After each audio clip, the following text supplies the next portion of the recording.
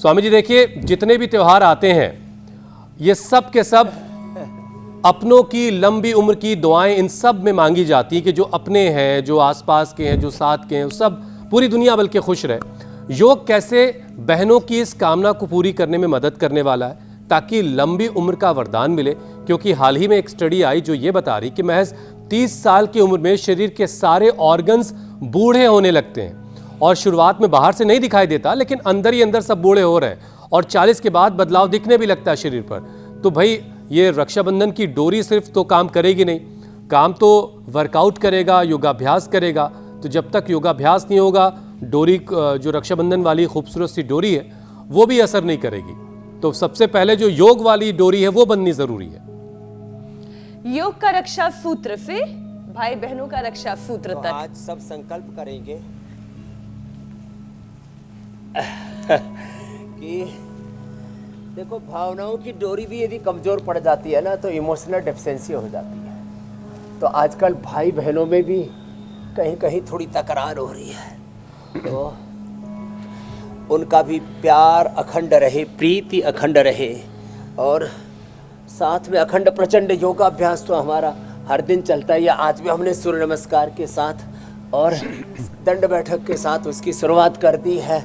हर रोज एक कम से कम पावर योग का सेशन और फिर इसके आगे प्राणायाम जो हमारी श्रद्धामयी सब बहनें भी कर रही हैं। पूज्य आचार्य श्री भी बड़े प्यारे प्यारे कपाल भाती अनुलोम विलोम एक ही साथ कर रहे हैं, तो हमको भी नहीं करना आता। तो जो है आचार्य जी कह रहे मैं सिखा दूंगा, थैंक यू। तो हमको एक तरफ संवेदनाओं की डोरियों में, भावनाओं में बंधे रहना है। जो संवेदनहीनता पनपती है तो हमारे भीतर रुक्षता आती है और हमारा जीवन में उजाड़ हो जाता है। जैसे आपने कहा ना, 30 साल में बूढ़े हो जाते हैं। तो जिनका हृदय प्रेम से, करुणा से, वात्सल्य से, कृतज्ञता से, सहानुभूति से, सेवा से, प्रीति से आप्लावित तो होता है ना, वो कभी बूढ़े नहीं होते। एक बात तो ये जो इमोशनल डेफिशिएंसी को दूर करने के लिए तो पर्व जरूरी है, और फिजिकल डेफिशिएंसी को दूर करने के लिए और सब प्रकार की दुर्बलता को दूर करने के लिए वर्कआउट और उसके बाद अच्छा आहार जरूरी है। अच्छा आहार, अच्छा विचार, अच्छे संस्कार, ये बहुत ज़रूरी है।